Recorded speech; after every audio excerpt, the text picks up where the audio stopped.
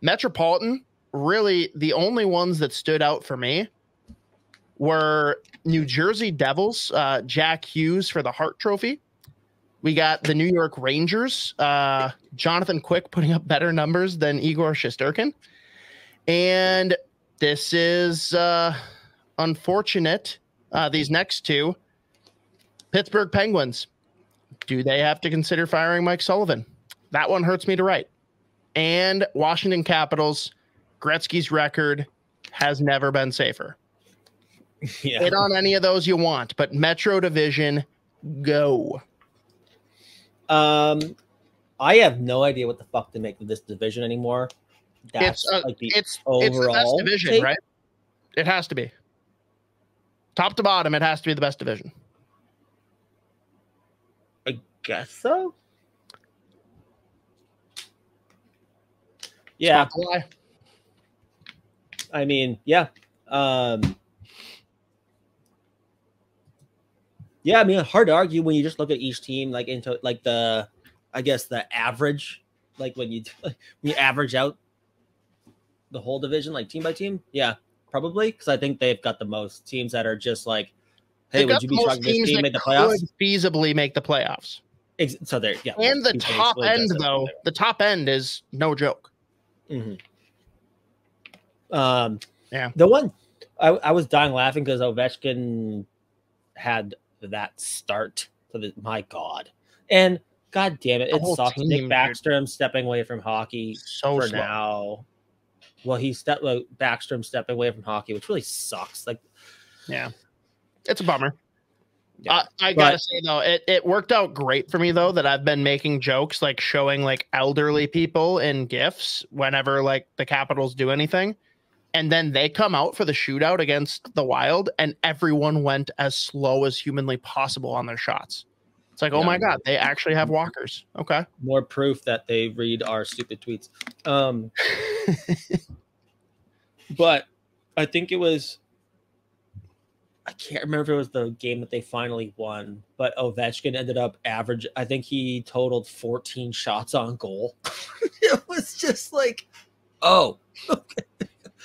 Okay. Had to one up Bedard's shot totals. Yeah, he's like, he's doing what? I still think they fucking stink. I don't care that they've won 3 in a row now, I guess. I don't care. I think that team is just brutal. They're not fun to watch either. I really do not enjoy the Washington Capitals. So they are with that. We'll see what happens. But I am actually one more intrigued by New Jersey's are. I don't think they were ever going to replicate the year they had last year because like there were teams that like exceeded expectations, and then there were the New Jersey Devils. And the Boston Bruins, I guess, at that point last year. We don't have to talk about them though. But I think they're coming back down to earth. But the thing is, like, the offense is still exactly what it was. Like, that's exactly what I expected, but I couldn't possibly see the defense doing the same thing they did last year.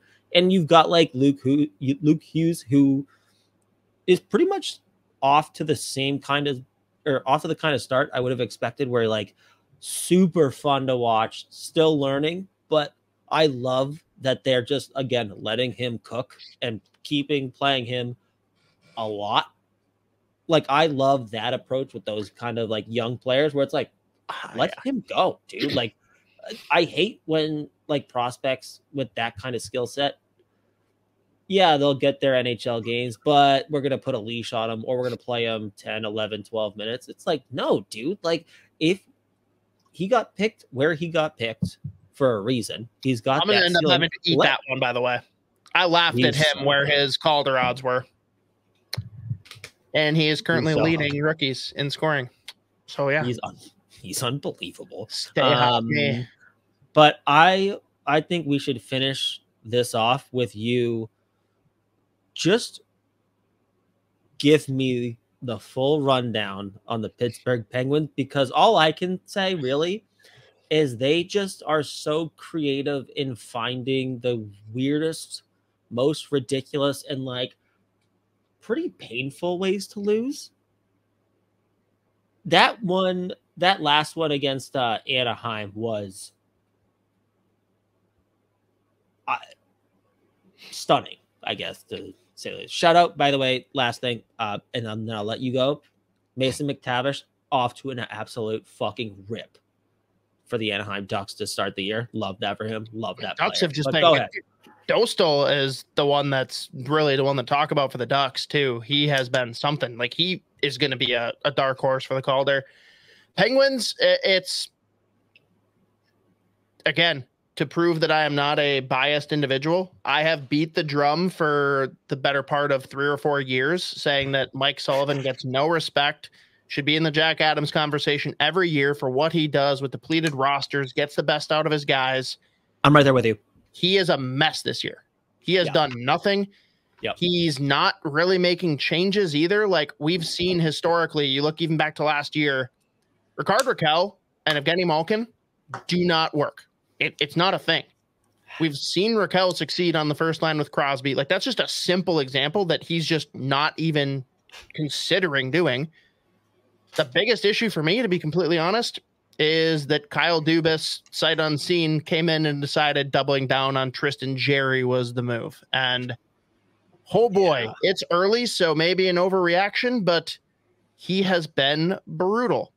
And I've seen him at his best. Like, he is, if he's on his game, he's a top 10 goalie in the league. He hasn't been on his game for a while. And they just signed him for 5 years. I am scared. They are bad. The roster, I'm still not worried about. They've got the pieces on the blue line. They've got the forward group. I'm really hoping that Dubas pulls a big swing here, because I know that Isha's Vancouver Canucks are trying to bring in a defenseman. EOJ for Niels Hoglander, straight up, sounds real fun. And I know Rutherford likes him, and Isha will continue to deny this, but Jim Rutherford is the GM of that team, regardless of what anyone's title says. Yeah. And he loves him picking up defensemen. He loves guys that he picked up in the past. I think that could be in the cards. And Jesse Marshall of The Athletic, of all people, will probably have a heart attack from overexcitement if that trade happens. Because I don't think I have not seen someone more enthused by Niels Hoglander's play than Jesse Marshall. But no, Penguins, bad right now. I am not writing off the season, but we've seen this in years before where the Pittsburgh Penguins, every time they won a cup, it was because they had a midseason firing. They brought in someone new voice, rallied the crew that might be needed right now. And it kills me to say that. And guess what? The second they do, I hope that he is the immediate replacement for Dean Evison over in Minnesota. But I hope he proves me wrong here in the next couple of weeks, but I could easily see that being the next move, even though it's weird how the Fenway Sports Group is already so heavily entrenched with Mike Sullivan, which seems, is it just because he's a Boston guy? I don't know. He's from Boston. He's got an accent still, kind of. There we go. So I don't know. That's all I have to say on the Penguins. It's unfortunate, but we'll move on from that.